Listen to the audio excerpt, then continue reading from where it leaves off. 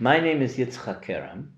I'm an American-Israeli historian of Greek, Sephardic, and Mizrahi Eastern Jewry. In the context of Greek and primarily Balkan Jewry, I'm a historian of the Holocaust. Primarily, I'm a historian, but I know some things about Jewish and general culture, in particular in the fields of linguistics and music. In my second year of a BA in McAllister College in St. Paul, Minnesota, I studied in Greece and Athens. And I didn't know anything about the Jews then. I visited like the synagogue, and I would go to the synagogue in Athens to pray every week. I visited in Thessaloniki, in Salonika. I saw I talked to an old Jewish rabbi. I went to an old synagogue which doesn't exist anymore. But I had no idea what Greek Jewry was. In 1982, I received a grant as an Israeli to do a doctorate in Greece. And so without going into the details, I started a thesis on the Jews of Salonika, the end of the Ottoman Empire and the beginning of the Greek period. So that was my basic overview of, say, modern Greek Jewish history. And then it was very complicated. I didn't understand hardly what the Holocaust really was. I didn't understand what the Holocaust was in Greece. That took me 4 or 5 years to understand. And then so when I finished my research about the Jews of Salonika, then I started researching Greek Jewry in the Holocaust. So that's ongoing. I've been a researcher for 40 years. It's very compulsive, but there's a lot to do, a lot to research, a lot to publish about, a lot to say. And for everything that's been written, there's more to say.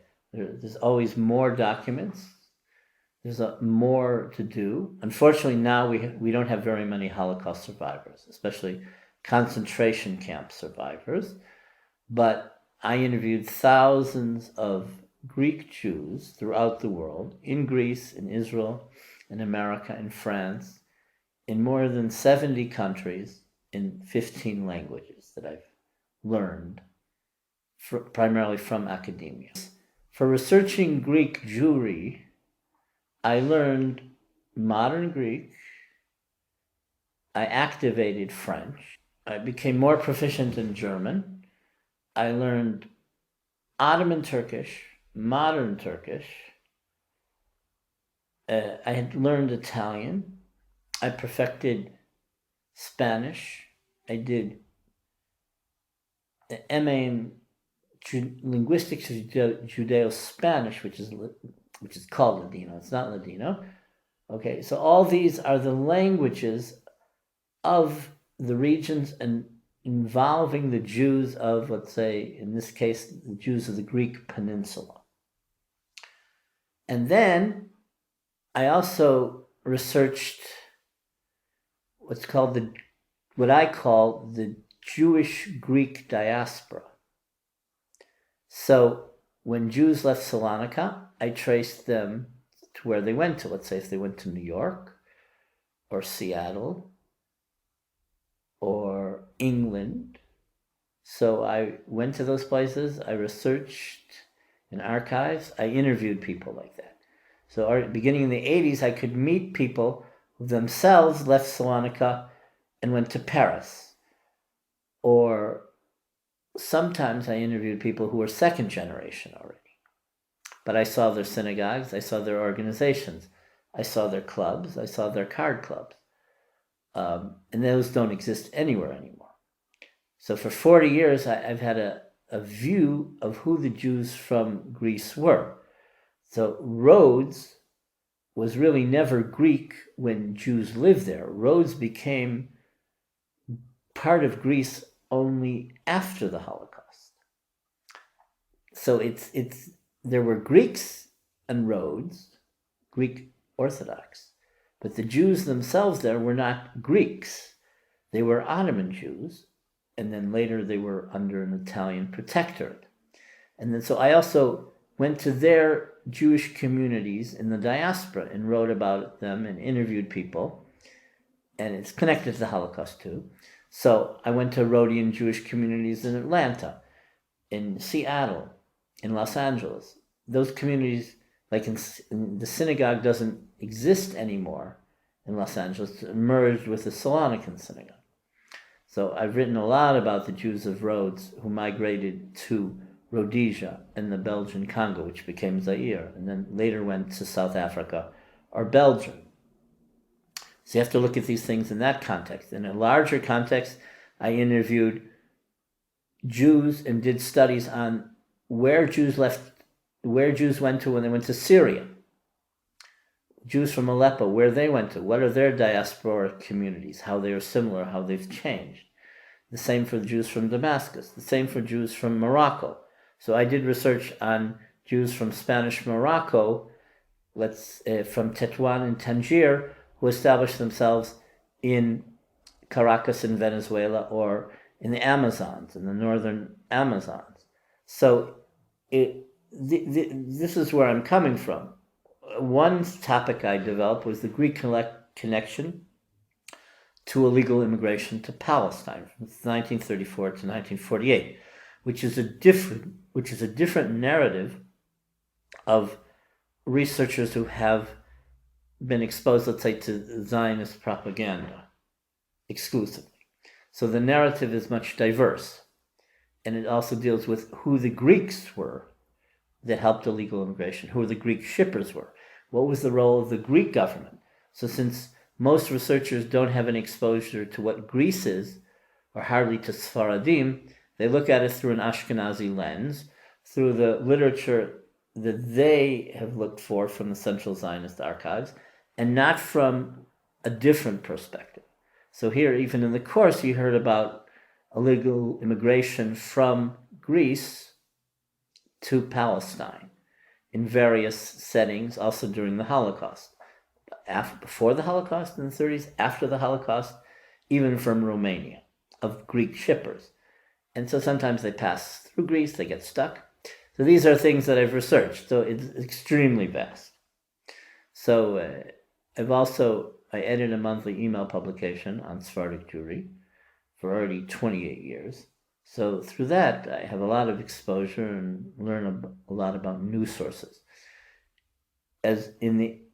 Used to be that Greeks didn't want to admit or really reckon with the Jewish past. So very few Greeks researched Greece's Jewish history. Today there are a lot of Greeks in Greece or outside of Greece who research Greek Jewry.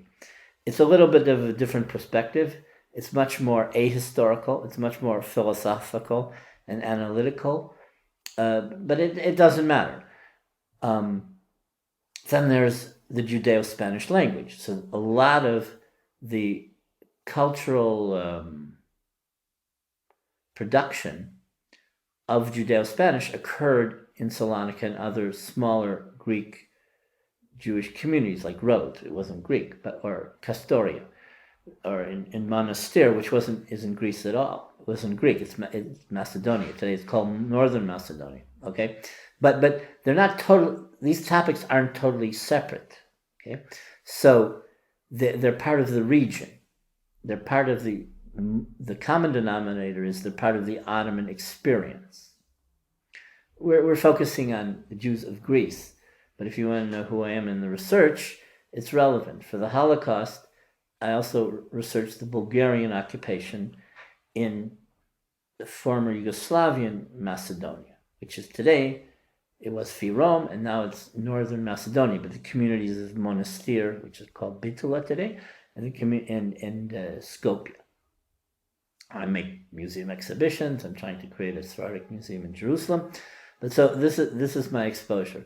But so history, though, is well beyond what you find in archives, because it's what you have in an archive is incidental. It's important. It's something that's more substantive to base yourself on. But if we based ourselves only on archival material, we wouldn't know anything about the Holocaust. You may have an arrest order, but you won't even find out about the deportations per se. You won't find out cultural history through documents. Okay, so musicologists, for example, they record people. That also is a way of recording history. So I wrote about music of Sephardic Jews in the Holocaust through recordings that others made. Sometimes I recorded, but hardly ever.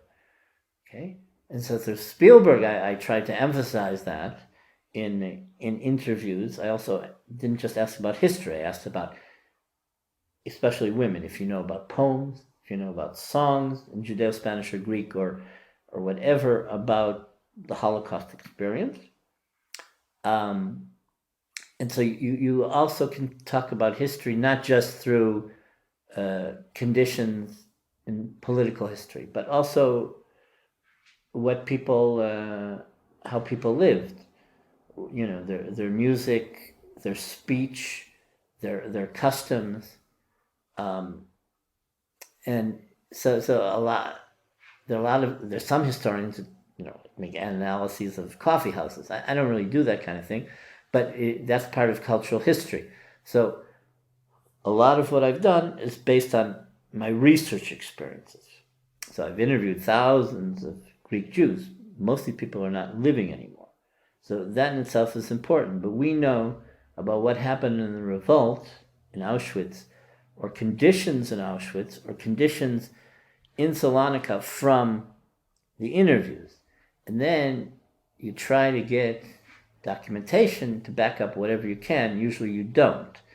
But the interview, and when it becomes part of an archive, that becomes official documentation.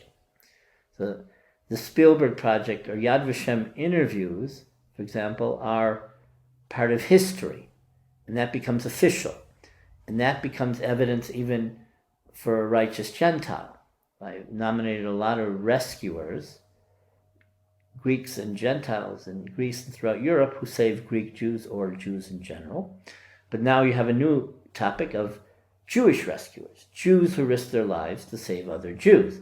And this is part of history. That's where someone like Jaco Maestro or Jaco Razon comes in, these prominent Salonican Jews in Auschwitz, the boxer Jaco Razon and the work coordinator Jaco Maestro. But there are many, many more. And even I don't know about all these things. Yeah, I learned about it from other people or other lay people or other volunteers. And a lot of people start getting exposed to this when they're retired. So it's not only community people in, let's say, the prime of their life, but so it's a whole process. But with time we know much more, and I'm part of the process, but there are other people. And so this course has been given us a view of the current state of analyzing the past of Greek Jewry.